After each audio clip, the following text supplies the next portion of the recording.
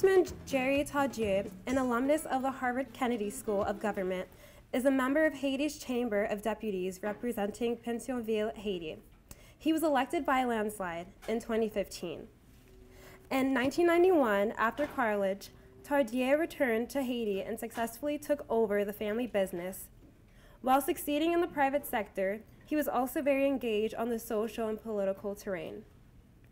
The books he had published at an early age and his frequent television appearances at the time made him a well-known local figure. In 1993, he received the Young Entrepreneur of the Year Award from Haiti's Ministry of Youth.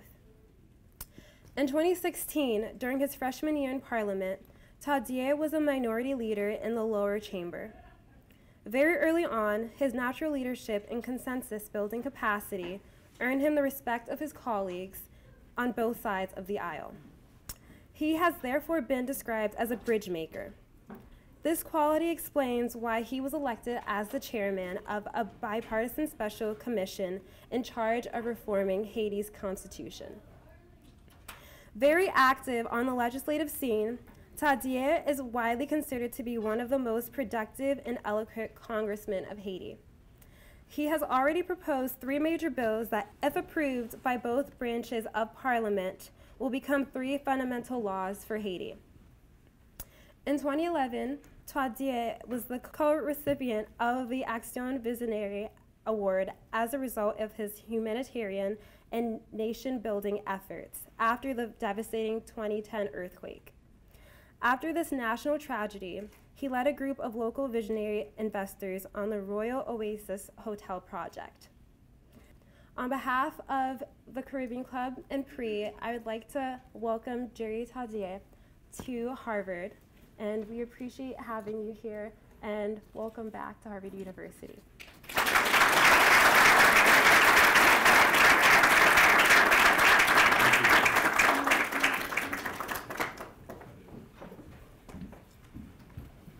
Good evening, everybody. I would like to thank the Harvard Caribbean Club. The president is there, the vice president. The Institute and Policy of Race and Ethnicity, Corbin, is there, for their kind invitation extended to me to speak about my country, Haiti, at Harvard University. It's an honor to be back on campus 20 years after I graduated from the Kennedy School of Government. I would like to thank all who worked tirelessly to make my presence here a reality. Allow me to single out once again the wonderful Stephanie Dufresne, currently studying at Harvard College, who worked hard as a volunteer to make this event possible. Thank you, Steph, for your leadership. Thank you, Corbin, from the Institute of Politics also, who worked tirelessly next to Steph to ensure success of that event. President, Vice President, you have in them 2 beautiful and wonderful persons who did everything they could to make this a success. Thank you very, very much.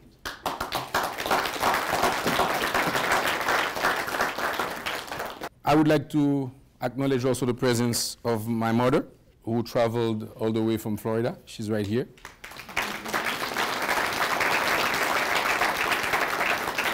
Thank you for coming, and thank you for being the support that you've always been to me.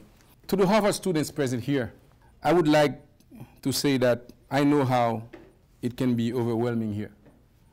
I know how sometimes you can be tired with work, reading, case studies, homework. I know that you have to put long hours, but trust me, this will pay. I have been there, and I know that. In many respects, Harvard is the most visible and prominent university in the world. What happens at Harvard has enormous consequences on the world. So that puts a tremendous responsibility on the shoulders of those who graduate from this institution. But it also opened doors that you could never dreamt of. As a proud graduate of this institution, I can attest that Harvard deserves the worldwide reputation that it enjoys.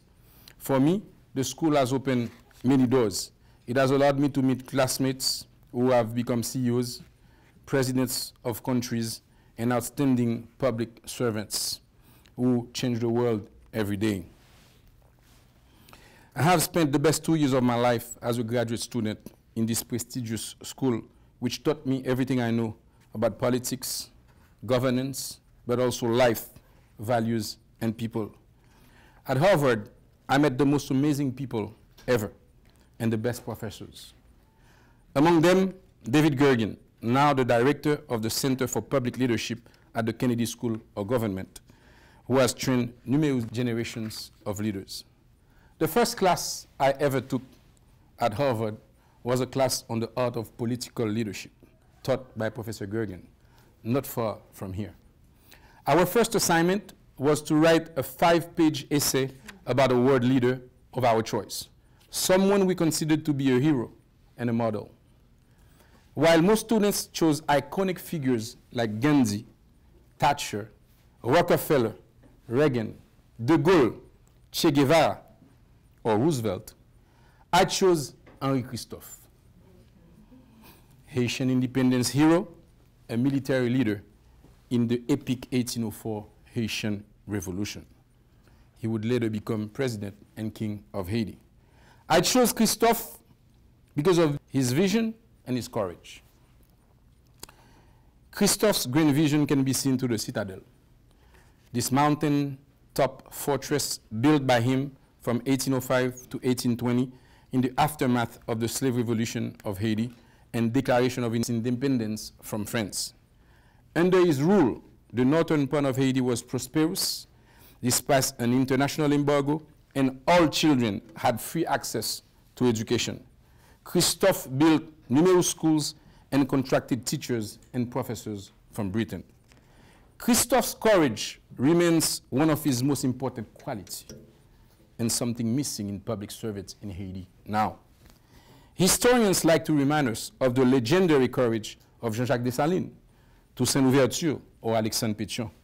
But among Haiti's founding fathers and independence heroes, the one who showed the most character, energy, conviction, and courage in the epic battle against the French army was Henri Christophe.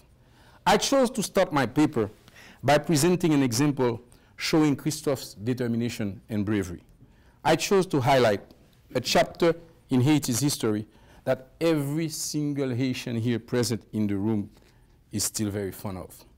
In 1802, General Henri Christophe was the military commander of the city of Cape Haitian, threatened by a massive French expeditionary flotilla led by Captain Charles Leclerc and sent by Napoleon Bonaparte to re-establish French domination in the island. Once his expedition was stationed in the Bay of Cape Haitian, with its cannons pointing at the city, a very frantic and resolute Leclerc sent a letter to Christophe, warning him that 15,000 soldiers would disembark at dawn if he did not capitulate. Christophe's response was unequivocal. If Leclerc's troops came ashore, there would not be any town for him to claim, since he would burn the whole city to the ground. Si vous avez la force dont vous me menacez, je vous prêterai toute la résistance qui caractérise un général. Et si le sort des armes vous est favorable, vous n'entrerez dans la ville du Cap que lorsqu'elle sera réduite à cendres. Et même sur ces cendres, je vous combattrai encore. While the French soldiers stormed the shore, Christophe torched the city, starting with his own house. He then led the defense against the Napoleon army by conducting a guerrilla war in the mountains. Professor Gergen obviously liked my paper. He publicly recognized that among the 100 essays submitted, the only leader that he was not familiar with was Christophe, and that he was happy to hear about him. And he asked me a question. With founding fathers like that, with visionary leaders like that, what happened to Haiti?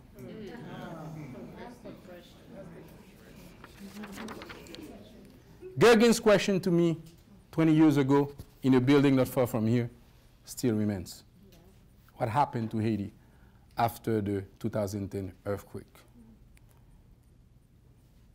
Is the country still at the crossroad?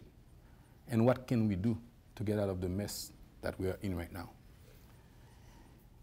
I will try to share my opinion and my vision with you tonight about what we could do to make Haiti a better place tomorrow.